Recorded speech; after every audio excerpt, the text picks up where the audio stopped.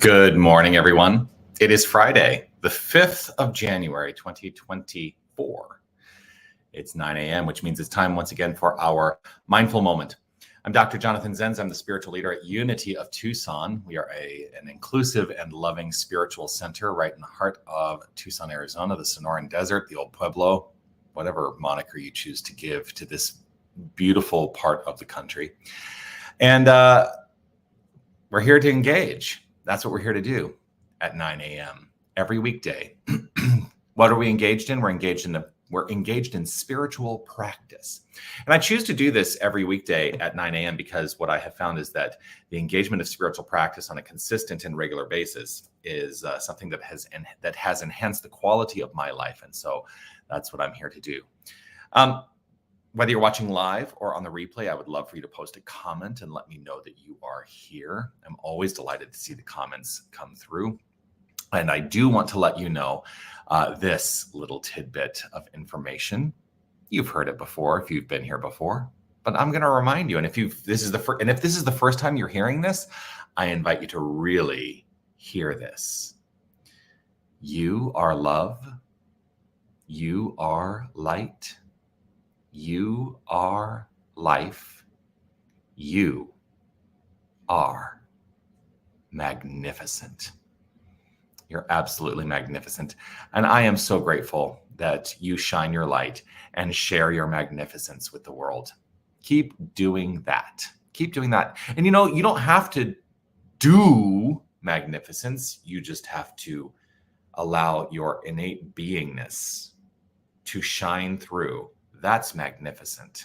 You innately are magnificent. You don't have to do anything to be magnificent. Just be magnificent because that is who you be. Oh, it's one of those glorious mornings. It's a Friday and it's nice and cool. We had a very cold night last night here in Tucson. Not cold compared to when I lived in Canada, but cold nonetheless. Here's what I wanted to talk about today, and it really is in relationship to that concept of shining your light. So there are things that we can do that can be detrimental to actually allowing our light to shine. And one of the things that comes up for me a lot, and the reason this comes up for me a lot, and I'm going to be totally transparent here, is because this is a thing that I have to address a lot in my life. And so that's why I talk a lot about it, because it's something that comes up for me consistently that I have to go back and say, oh no, I know the truth. I know who I am. I trust. I know who I am. And that is allowing myself and allowing my experience to be dictated and determined by the circumstances of my life, right?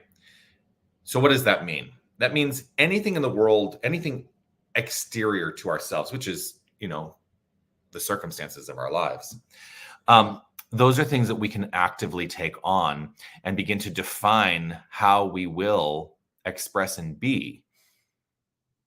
I don't think that's a very healthy thing to do. Now, it's not to say that we don't have a relationship to circumstances. We absolutely have a relationship to the circumstances in our lives. But what is the relationship? Are we calling a circumstance good or bad? The innate issue with the circumstance is that it has no definition except the definition we give it.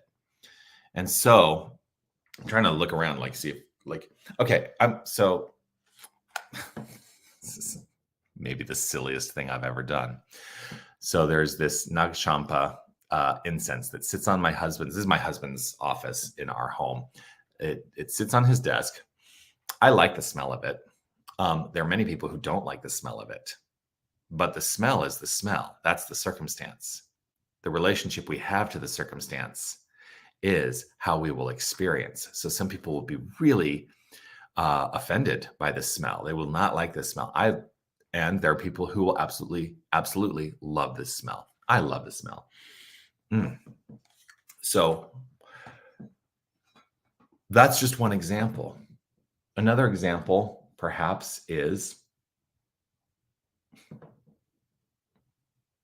being, I don't know, being backlit. I'm just being silly. There are people who would say that my being backlit right now was not a good choice. And yet you can see my face. So it's all in the relationship we have to our circumstances. Everything, every little thing we experience is a relationship. Every little thing we experience is a relationship. Every interaction we have with the world of form, which is the spiritual world, by the way, just showing up as form. And so we are spirit having an experience with and as spirit. But everything is interaction and relationship. So how will you choose to be? How will you choose to be? Will you choose to move forward with a construct of perhaps upset about things you see in the world? Or will you, and this is up to you, will you choose something else? I choose unconditional love. Unconditional love. That's it. Unconditional love. And I have to remind myself of that a lot. Because sometimes I act in ways that are not as loving as I would like, because I'm reacting to circumstances rather than being proactive in circumstances, in relationship to circumstances. So that's the message today. And I think that the message we take into the weekend, which is I think it's a lovely thing to consider throughout the weekend. Am I choosing to be proactive in relationship to my circumstances? I'm going to invite us all to relax right where we are. Today's a mellow day in an interesting way. It's a different kind of mellowness for me today. So, and I love it. Anyway, let's take this into the practice of affirmative prayer by relaxing right where we are, simply relaxing, just relax. I don't know if you can hear my cat. He's inviting us all to relax. Yeah. Just allowing the present moment to be what it is. And there may be things in the world of form external to ourselves that are begging for our attention. They do not require our attention right in this moment. Just be here now. Let go of the past, release the future. Open up to a realization of being the presence in the present.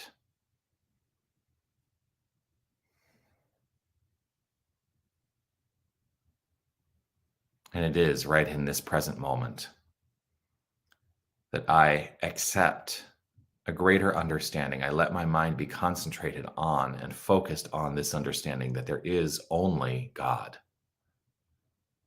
There is only this magnificent creative source. There is only this energy. There is God and nothing else. And irrespective of the definitions we place around it, whether we call it the quantum field, the universal wholeness, spirit, God, love, it is infinite in its nature. And so all that is part of this infinity. Everything we perceive and everything beyond perception is all part of the infinite. So there is no separation. There is only God. We are the power. We are the light. We are the life. We are the love. We are the expression of the impression of this quantum field upon itself, opening up through consciousness as consciousness into a greater realization and expression of the one wholeness. I relax into this awareness, meditating on this identity, my identity, the identity of each and every one of us. Our identity is God, and so our identity is good, because God, its nature is constructive. And so I know that by placing my focus on this constructive nature, that I step into the active construction of life. And I do so with a realization and a recognition and a deeper understanding that all circumstances are simply circumstances. And as I engage with circumstances, that my experience of circumstances is rooted solely, wholly in my relationship to them. And so I choose my relationship to all circumstances. I choose whether I call something good. I choose whether I call something bad. I am at choice in how I experience circumstances. And so I welcome that choice to be rooted in only that which is loving, productive, kind, constructive, peaceful, joyful. This is how I choose to experience the world.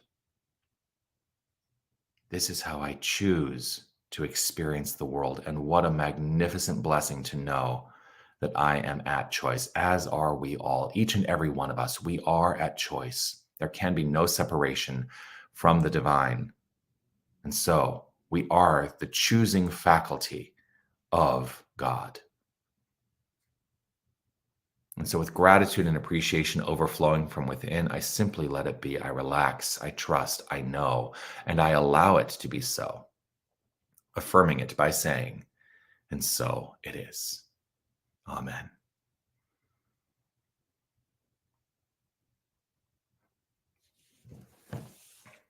And so it is. Well, I am delighted, as always, to share this time with you. I look forward to seeing you again on Monday, which is when I will be back with the next mindful moment that will happen at 9 a.m. right here on Facebook, YouTube, our website, wherever you're watching from. I'll be back.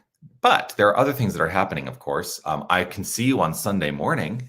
10 a.m. Arizona time is when our Sunday celebration starts at Unity of Tucson. And if you're in Tucson, we'd love to see you present with us in the room. You can find out the information about that. I'm having a little moment. There we go. You can find out the information about that at unitytucson.com. Go check out our website. It is preceded at 9:30 a.m. by about 10 minutes of guided centering and meditation. Always a delight to share in that. So check it out, unitytucson.com. Go to the calendar there for all the events that are happening. Among those events is, of course, the Dance Zen Experience, which is the first Saturday of every month, hosted by Sherry Hoffman. That'll be at 6 p.m. tomorrow at Unity of Tucson in Harmony Hall. A freeform dance experience, a new thought freeform dance experience where you get to be spontaneous and allow yourself to just be. And how magnificent is it to really engage into the just beingness of you? So check it out. Join Sherry tomorrow. I know she would love to see you. And that's it. I look forward to seeing you again soon. Peace and blessings to you. Make your day magnificent. Know that you are magnificent.